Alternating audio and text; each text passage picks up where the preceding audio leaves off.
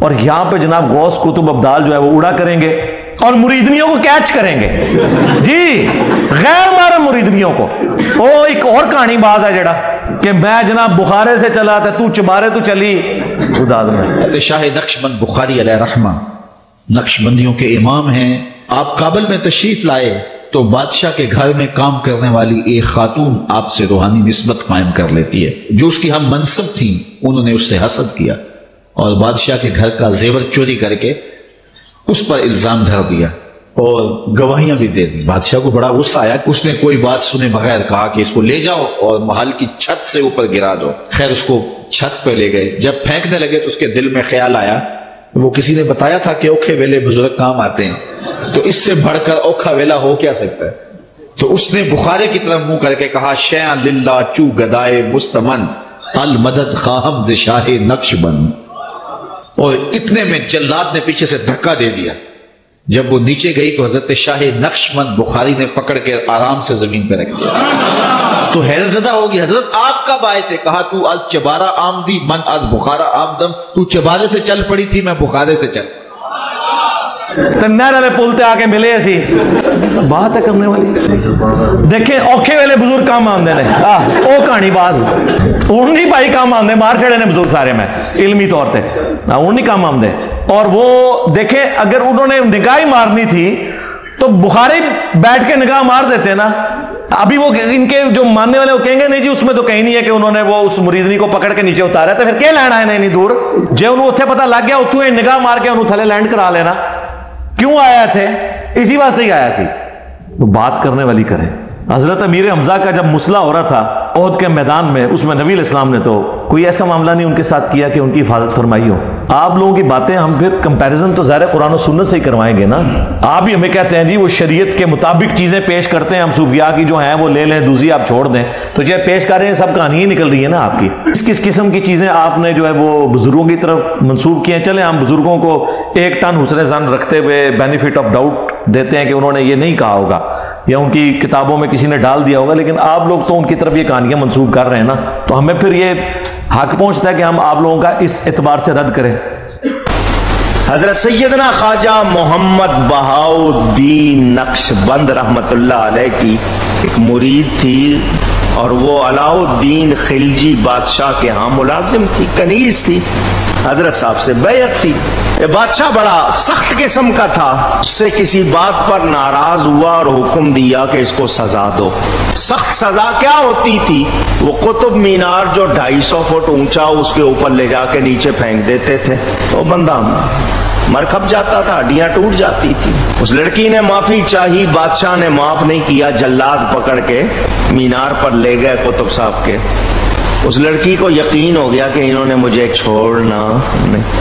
جس وقت انہوں نے پھینکنے کے لیے اٹھایا، نیچے پھینکنے لگے، اس نے اپنے پیر کو پکارا. کس کو؟ پیر کو پکارا. حضرت جی مدد کرو. آنکھیں اس نے بند کر لی، جلادوں نے اوپر سے پھینک دیا. مگر اس کتنے منٹ لگتے ہیں، کتنے سیکنڈ لگتے ہیں زمین میں آنے. اس نے آنکھیں بند کی ہوئی، یوں لگا جیسے کسی نے گود میں لیا ہوا ہے. آنکھیں کھولی تو وہ زمین پر صحیح سلامت تھی اور حضرت صاحب سامنے تھے. حضرت صاحب شاہ نقشبند کا شہر بخارا، اور یہ آئی تھی قطب مینار سے. مینار کو منارہ کہتے ہیں. اس نے دیکھ کے کہا حضرت جی آپ کہاں؟ فرمایا تو از منارہ آمد من از بخارا آمدم. تو منارے سے آئی ہے، میں بخارے سے آیا ہوں. اللہ والے مدد کرتے ہیں یا نہیں؟ اونچی کہ تو منارے سے چلی اور میں چبارے سے چلا، تو منارے سے چلی اور میں بخارے سے چلا. کہتے ہیں کہ وہ وہاں سے چلے اور مریدنی کو پکڑ کر اتار دیا نیچے. جب وہ نیچے گئی تو حضرت شاہ نقشبند بخاری نے پکڑ کے آرام سے زمین پہ رکھ دیا. ہاں پکڑ کے اتارے. یاد رکھنا جے. ہاں نبی علیہ السلام نے کبھی، بخاری میں الفاظ ہیں، عائشہ کہتی ہیں نبی علیہ السلام نے کبھی کسی عورت کو نہیں چھوا بیعت کرنے کے لیے بھی. اور تواڈے پیر، اور پھر نام اس طرح دیتے ہیں خواجہ بہاؤاللہ کے نقشبند. حضرت سیدنا خواجہ محمد بہاؤالدین نقشبند رحمت اللہ علیہ. اور تسی 50 بھی نال اور رکاب لا دو، سانو ایک رتی برابر فرق نہیں پیندا. یہ جواب ساڈے اسٹوڈنٹ صرف انجینئر بول دیں نا، میرا نام پورا بھی نہ بولن، تو سارے بابے غائب ہو جاندے جو تو ہاں انجینئر محمد علی مرزا تو بولنے ضرورت نہیں ہے، صرف انجینئر بول دیں. کدھر کوئی کرامت سنا رہا ہے نا آپ کہیں جی وہ انجینئر اینڈ سارے ویکھن گے جی سارے بابے غائب. ایک اور کہانی باز ہے جی، وہ کہتا ہے جناب وہ ابو الحسن خرقانی ایک بزرگ گزرے، یہ حضرت باعزید بستامی کے سجادہ نشین تھے، اتنے بڑے آدمی تھے. اپنا جبہ دیا محمود غزنوی کو، جب مشکل آئی تو دعا مانگنا آگے رکھ کے اللہ فتح دے دے گا. تو محمود کہتے ہیں جب سومناتھ کے مندر نہیں فتح ہو رہے تھے تو میں نے بابے کا جبہ سامنے رکھ کے دعا کی تو اللہ نے مجھے فتح دے دی. کہتے ہیں بابا جی رات خواب میں ملے تو کہنے لگے تو نے کیا قیمت ڈالی میرے جبے کی؟ کہا حضور کیا مطلب؟ فرمانے لگے تو میرا جبہ سامنے رکھ کے دعا کرتا کہ یا اللہ ہندوستان کے سارے کافر مسلمان ہو جائے تو اللہ نے توفیق ایمان دے دینی. یہ تو نے کیا دعا مانگی؟ دیکھیں جی محمود غزنوی کو ابو الحسن خرقانی سے مل کے آئے تو ان کو ایک کرتا دیا جی انہوں نے جبہ، اور انہوں نے کہا جدو کوئی مصیبت آوے نا تے اے جبے انہوں اگے کر دیں. تو سومناتھ پہ جب وہ آخری دفعہ حملے کے لیے جا رہا تھا تو اتنی دفعہ فتوحات نہیں ہوئی تو اس نے وہ جبہ اٹھا کے دعا کی، فتح ہوگی. رات کو بابا جی خواب میں آئے، انہوں نے کہا کہ جی تو نے میرے کرتے کی اتنی کم قیمت لگائی ہے، اگر تو یہ کرتا اٹھا کے یہ دعا کرتا نا کہ قیامت تک اس ایریے میں کوئی کافر باقی نہ رہے سارے مسلمان ہو جائیں، تب بھی یہ ہو جانا تھا. لوگ کہتے ہیں سبحان اللہ.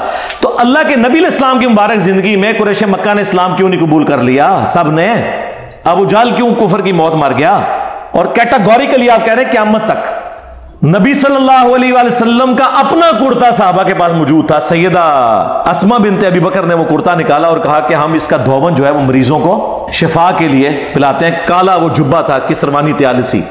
تو صحابہ کرام قادسیہ اور یرموک میں وہ کرتا لے جاتے اور جا کے کہتے کہ جی یہ سارے قیامت تک کے لیے مسلمان ہو جائیں اس کرتے کو دیکھنے کی برکت سے. ابو الحسن خرقانی وہ جی محمود غزنوی نے ان کو کرتا دیا تھا. سومناتھ پہ انہوں نے اتنے حملے کیے کامیاب نہیں ہوئے. پھر انہیں یاد آیا کہ میرے پیر نے مجھے دیا ہوا تھا کرتا، تو انہوں نے رات کو کرتا اللہ کی بارگاہ میں پیش کیا تو کامیابی ہو گئی. بابا جی خواب میں آ گئے اور وہ ناراض ہے کہ تو نے میرے کرتے کی اتنی کم قیمت لگائی ہے. اگر تو یہ دعا کرتا کہ اس سرزمین میں کوئی کافر باقی نہ رہے سارے مسلمان ہو جاتے. آج بھی نہیں ہوئے. آج بھی یہ اس سب کانٹیننٹ کی سرزمین میں میجورٹی کافر ہیں. انڈیا پاکستان بنگلہ دیش ملائے تو آدھے سے زیادہ کافر ہیں. اور سب سے بڑھ کر کیا نبی علیہ السلام کے کرتے کی برکت سے سارے مکے کے لوگوں نے پوری عرب کی سرزمین نے کلمہ پڑھ لیا تھا؟ تو اگر نبی علیہ السلام کے کرتے کا یہ حال ہے، ابو الحسن خرقانی دا کرتا تھے شیعہ کوئی نہیں. ہاں صحابہ لے جاتے نا قادسیہ اور یرموک میں رسول اللہ کا کرتا. مسلم شریف میں موجود ہے اسما بنت ابی بکر نے نکالا اور کہا کہ ہم اس کا دھون مریضوں کو شفا کے لیے پلاتے ہیں. رسول اللہ کے تو کرتے کے دھون میں بھی شفا ہے، نبی علیہ السلام کا کرتا کیوں نہیں؟ صحابہ کرام نے قادسیہ اور یرموک میں پیش کیا. جنگ یمامہ میں تو کم از کم پیش کر دیتے، جہاں جنگ بھی مسلمہ کذاب سے تھی تو شروع میں مسلمان ہار بھی گئے، بعد میں اللہ تعالیٰ نے غیبی مدد فرمائی اور جیتے تو لے جاتے رسول اللہ کا کرتا. اگر نبی علیہ السلام کے کرتے کے بارے میں کوئی صحابہ کا اس طرح کا عقیدہ نہیں ہے کہ اس کو دیکھ کے کلمہ پڑھ، یار نبی علیہ السلام کو خود دیکھ کے کیا صحابہ اکرام کے علاوہ جو باقی لوگ تھے انہوں نے کلمہ پڑھ لیا تھا کافروں نے؟ تو اس طرح کی جب آپ کرامات بیان کرتے ہیں پھر ہم آپ کو جب کمپیریزن کرواتے ہیں تو پھر آپ کو برا لگتا ہے تو ہم نبی علیہ السلام سے ہی کمپیریزن کروائیں گے.